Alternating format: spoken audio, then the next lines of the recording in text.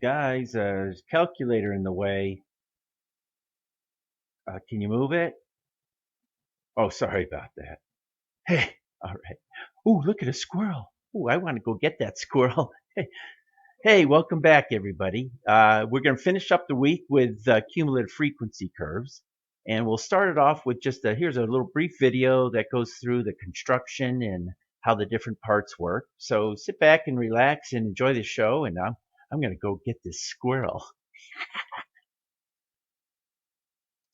In this video, we're going to start with x given certain classes with the respective frequencies given the frequency column.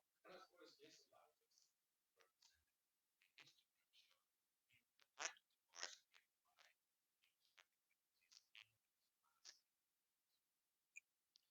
allows us now you can see that the central tendency lies somewhere around 50, but looking at thousands.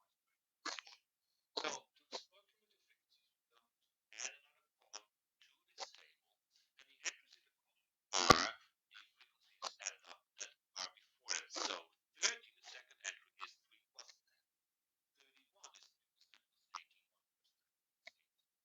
55 is 3 plus 10 plus 8 plus 24 or 31.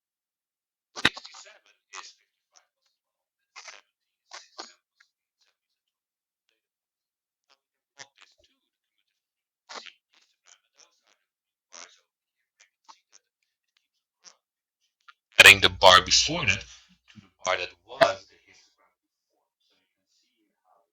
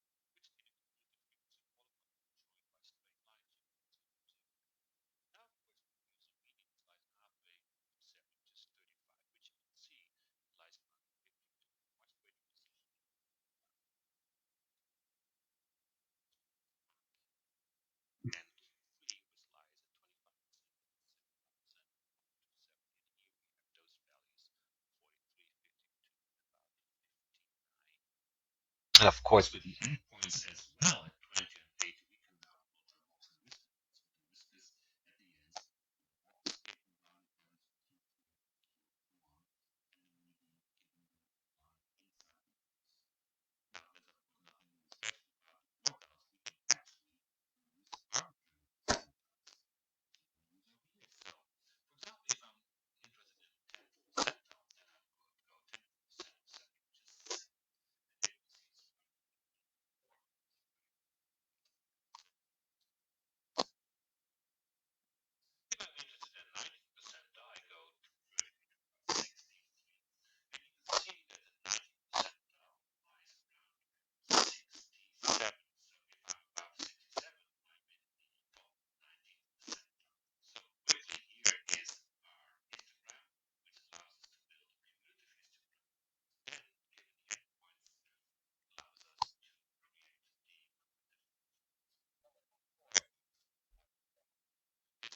Allows us to find one, the median,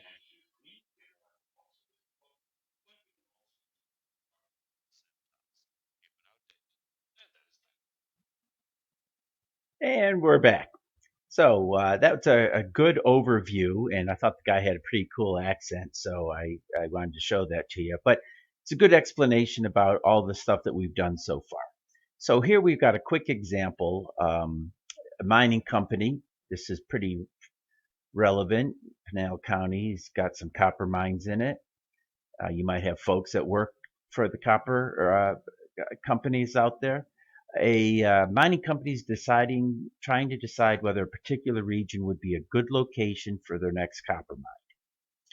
They perform a feasibility study by collecting 40 samples from around the region, calculating the percentage of each sample that is made of copper ore. The cumulative frequency curve below shows the data collected. Use the graph to identify the median percentile.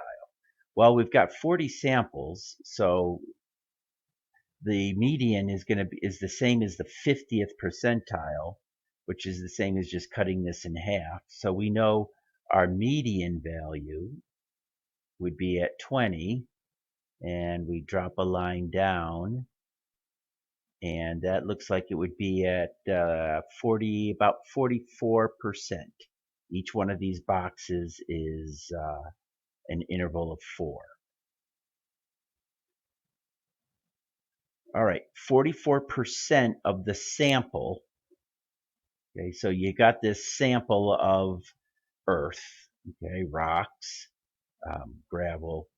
Out of that sample, 44% of it contains copper ore that you can um, refine into copper.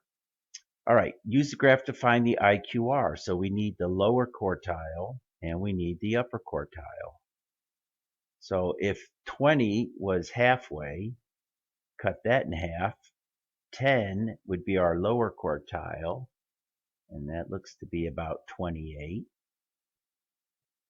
28% of that particular sample contained copper ore, and then our upper quartile, well, we're dividing into intervals of 10, so that would take us up to 30, and our upper quartile, that sample, almost all of it is copper ore, 80% of it. So our interquartile range is 52%.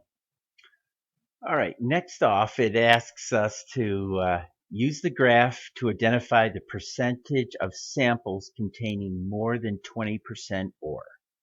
So if we look down here on the x-axis, this is the percent of the sample that is copper ore. There's 20. So if we draw a vertical line up to our graph and then over, it looks like it's about 6. All right, so we've got 6 samples that contain less than 20% copper ore. And then you got 34 samples that would have more than 20% copper. So it's asking us 34 then is what percentage of 40?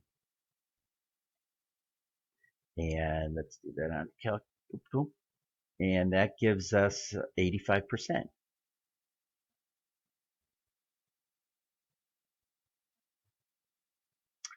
Okay, use the graph to estimate the 90th percent. Okay, so 90% of 40 is going to give us 36. So 36 on the cumulative frequency. Draw my line over. Drop it down, and looks like we've got, let's see, it's 84, around 88. Okay. Well, that does it for this week, guys. I'm going to go chase me some squirrels. So you guys have a great weekend, and I'll see you next time.